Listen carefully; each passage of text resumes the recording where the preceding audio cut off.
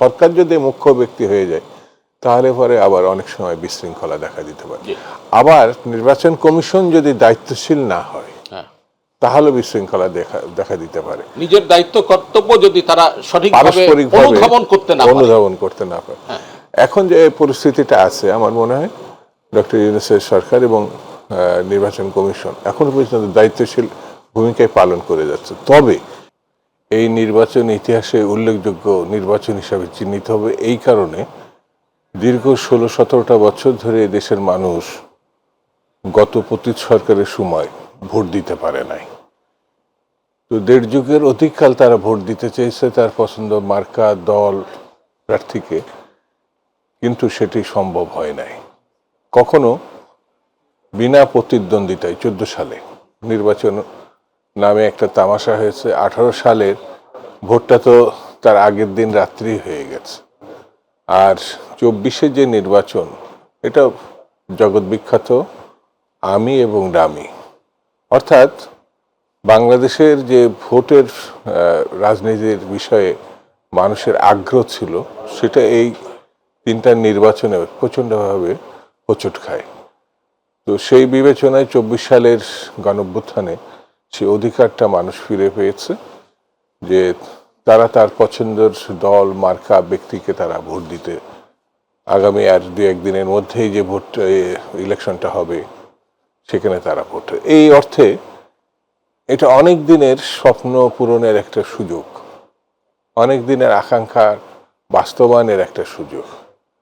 আর আমার যতটুকু আমি দেখেছি শুনেছি বিভিন্ন এলাকায় গিয়েছি, সেখানে গ্রামের প্রান্ত অঞ্চল থেকে রাজধানীতে এটাকে জমজমাটি বলা যায়।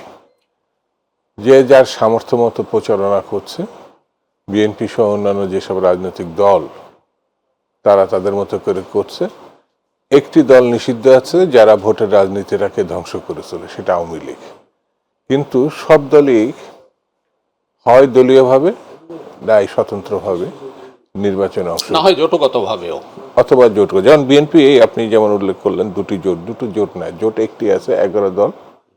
এখন 11 দলও বলা ঠিক হবে না, যেহেতু চরমনায়ের পীর সাহেব বেরিয়ে গেছে সেখানে 10 দলীয় একটি জোট জামাতের নেতৃত্বে। আর বিএনপি একসময় জোট ছিল, এখন বিএনপি জোটে না, এককভাবে নির্বাচন করছে।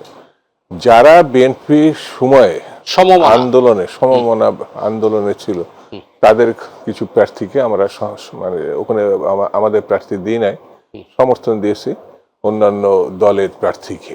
আসন বিন্যাস সমঝোতায়, এটা সমঝোতায় বলা যায়। হ্যাঁ, তো সেই হিসাবে জোট একটি, সেটি হচ্ছে 10 দলীয়। আরেকটি জোট আছে, সেটা হচ্ছে বাম ঘরানার একটা গণতান্ত্রিক ঐক্য জোট, সম্ভবত এই নামে তাদের একটা জোট আছে। এই দুটি প্রধান জোট নিয়ে আর অন্যান্য রাজনৈতিক দল তাদের মতো করে সক্রিয়ভাবে নির্বাচন করছে। এবং আমার ধারণায় যে এই নির্বাচনে এখনো কিন্তু বড় ধরনের কোনো আইন শৃঙ্খলার দিক থেকে বা অন্যান্য দিক থেকে চোখে পড়ার মতো বিশৃঙ্খলা কোনো জায়গায় আমি অন্ততপক্ষে আমার নজরে পড়েনি। নির্বাচনের দিন সবাই অনেক ধরনের কথা বলছে, অনেক ধরনের ভাবনা চিন্তার উল্লেখ করছে, কিন্তু আমার মনে হয় এই নির্বাচনটা উল্লেখযোগ্য হবে, শান্তিপূর্ণ হবে, উৎসবমুখর হবে।